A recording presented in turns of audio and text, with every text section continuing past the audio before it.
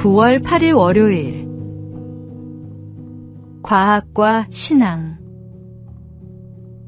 대부분의 사람들은 과학과 신앙은 양립할 수 없다고 생각합니다. 실제로 미국에서도 하나님을 믿는다고 응답한 과학자들의 숫자가 매우 적고 해마다 급격하게 줄어들고 있습니다. 그러나 역사적으로 위대한 과학자는 위대한 신앙인인 경우가 많습니다. 유엔이 조사한 통계에 따르면 지난 3세기 동안 세계에 발견을 한 300명의 과학자 중에서 무신론자는 20명밖에 없었습니다. 노벨화학상 후보에 5번이나 올랐던 헨리 셰페 교수는 이렇게 말했습니다. 과학자일수록 기독교인이 될 수밖에 없다고 생각합니다. 정교하게 움직이고 있는 우주를 알면 알수록 하나님의 존재를 인정하게 되기 때문입니다. 천문학자 요하네스 케플러는 시편 19편의 말씀을 신조로 삼았고, 갈릴레오는 우주는 하나님이 수학으로 쓰신 제2의 성경이라고 말했습니다. 그들은 과학을 깊이 탐구할수록 인간 이성을 초월한 질서와 목적을 깨달았고, 그것이 곧 신앙으로 이어졌던 것입니다. 오늘 우리도 세상을 바라볼 때 우연이 아니라 창조의 손길을 볼 수 있어야 합니다. 세상의 모든 것이 하나님의 살아계심을 증거하고 있음을 믿으십니까? 믿음의 눈으로 세상을 바라보며 거부할 수 없는 하나님의 살아계심을 느껴보십시오. 오늘의 말씀. 창세로부터 그의 보이지 아니하는 것들, 곧 그의 영원하신 능력과 신성이 그가 만드신 만물에 분명히 보여 알려졌나니. 오늘의 만나. 하나님의 창조 세계는 과학을 통해 더욱 신비롭게 드러납니다. 모든 피조물 속에서 창조주의 지혜와 능력을 발견하십시오.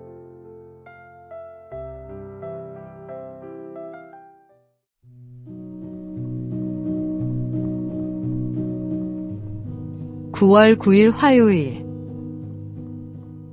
문서 전도의 힘.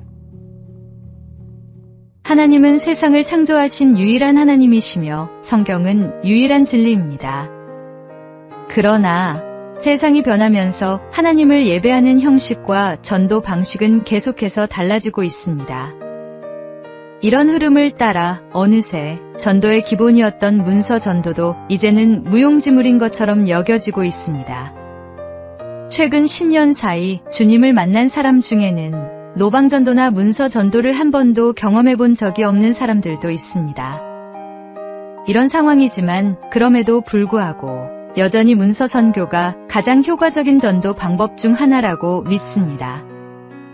전도지는 성경을 본 적 없는 사람에게도 단 한 장으로 복음의 핵심 메시지를 정확하고 간결하게 전달할 수 있으며 언제나 어디서나 누구에게나 부담 없이 나눌 수 있습니다. 또한 해외에서는 언어의 장벽을 넘어서 복음을 전할 수 있는 더없이 좋은 매개체가 되기도 합니다. 때로는 말보다 더 강한 메시지를 담아 사람의 마음을 두드리기도 합니다.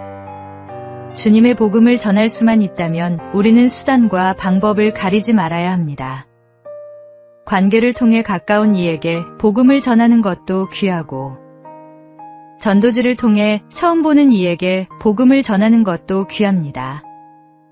하나님이 주시는 감동을 따라 때를 얻든지 못 얻든지 힘써 복음을 전하십시오. 오늘의 말씀. 그러므로 너희는 가서 모든 민족을 제자로 삼아. 오늘의 만나. 복음을 전하는 방법은 다양합니다. 하나님께서 주시는 기회를 놓치지 말고 복음의 씨앗을 뿌리는 사명자가 되십시오.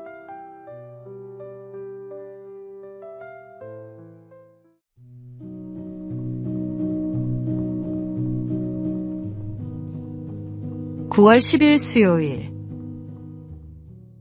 희생으로 이룬 화합. 도시샤 대학교는 기독교 정신으로 세워진 일본의 명문대학입니다. 처음 학교가 세워질 당시 여러 가지 문제들이 일어났고, 그 문제가 갈등의 원인이 되어 직원들과 학생들이 파벌을 이뤄 다투었습니다. 하루는 총장인 니즈마 조가 대학의 모든 사람을 불러 모아 엄포를 놓았습니다. 이렇게 분열되어서는 결코 명문대가 될 수 없습니다. 이번 사태의 주모자를 아주 엄벌에 처하겠습니다. 말을 마친 니지마 총장은 교정에서 꺾어온 굵은 벚꽃 나뭇가지를 들고 앞으로 나왔습니다. 모든 책임은 총장인 제게 있습니다. 제가 부족해 여러분을 하나로 만들지 못했습니다. 그리고 그는 피가 철철 날 때까지 자신의 종아리를 후려쳤습니다. 그 모습은 단순한 자책이 아니라 공동체를 위한 진정한 회개의 표현이었습니다. 학생 8명, 직원 2명으로 시작된 작은 학교를 명문 종합대학으로 성장시킨 동력은 니지마 초대 총장의 희생과 섬김, 그리고 그로 인해 이뤄진 진정한 화합이었습니다. 희생할 줄 아는 사람, 겸손한 자세로 사는 사람이야말로 사람과 사람의 관계를 회복시키고 무너진 공동체를 다시 세우며 주 예수님을 다른 사람에게 소개할 수 있는 사람입니다. 내 것을 조금 손해보더라도 기꺼이 희생할 줄 아는 예수님을 본받아 사는 성도가 되십시오. 오늘의 말씀. 그리스도로 말미암아 우리를 자기와 화목하게 하시고 또 우리에게 화목하게 하는 직분을 주셨으니. 오늘의 만나. 진정한 리더십은 희생과 겸손에서 나옵니다. 내 것을 내려놓고 먼저 화해의 손을 내미는 그리스도의 마음을 품으십시오.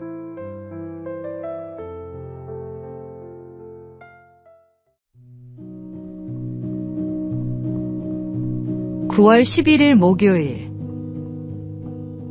신앙의 고수가 되는 길. TV 프로그램 생활의 달인을 보면 평범한 사람들이 한 분야에서 놀라운 경지에 이른 모습을 봅니다.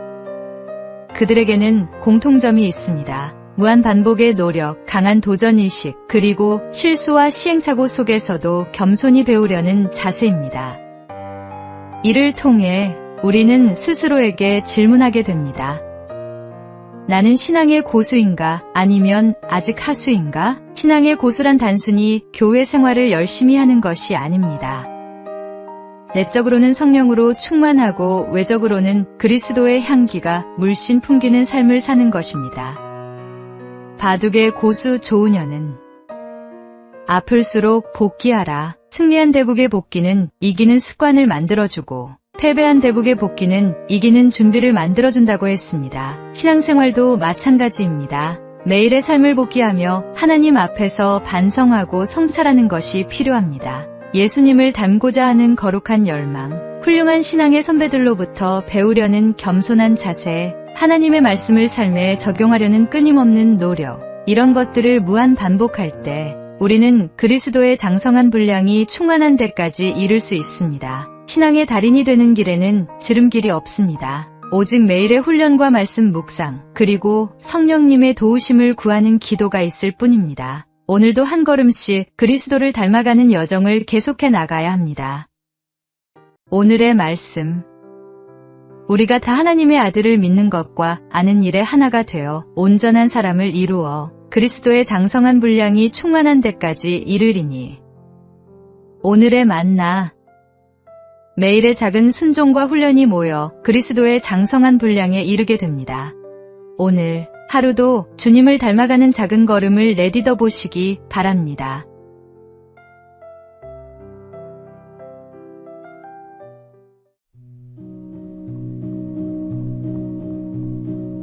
(9월 12일) 금요일.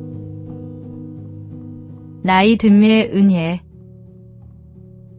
세월 앞엔 장사 없다는 말처럼 사람들은 노화를 두려워합니다. 흰머리와 주름, 구부정해지는 등을 보며 나이 드는 것을 부정적으로만 생각하곤 합니다. 그러나 최근 연구 결과는 우리의 편견을 뒤바꿔줍니다. 나이 먹는 것에 대해 긍정적으로 생각할수록 더 건강하게 오래 살 수 있다는 것입니다. 나이가 들수록 스트레스를 다루는 능력이 향상됩니다. 인생 경험이 쌓이면서 웬만한 일에는 흔들리지 않고 감정 조절도 더 능숙해집니다. 부정적인 감정에서 긍정적인 마음으로 돌아오는 회복 탄력성도 좋아집니다. 특정 기억력은 줄어들 수 있지만 인생의 지혜와 지식, 상황 대응 능력 같은 결정 지능은 오히려 자라납니다. 성경은 늙은 자에게는 지혜가 있고 장수하는 자에게는 명철이 있다고 말씀합니다. 나이가 들면서 생기는 가장 큰 변화는 진정 중요한 것에 집중하게 된다는 점입니다. 시간의 소중함을 깨달으면서 가치 있는 일에 더 투자하게 됩니다. 하나님께서는 우리에게 세월을 허락하셔서 영적으로 성숙해 가게 하십니다.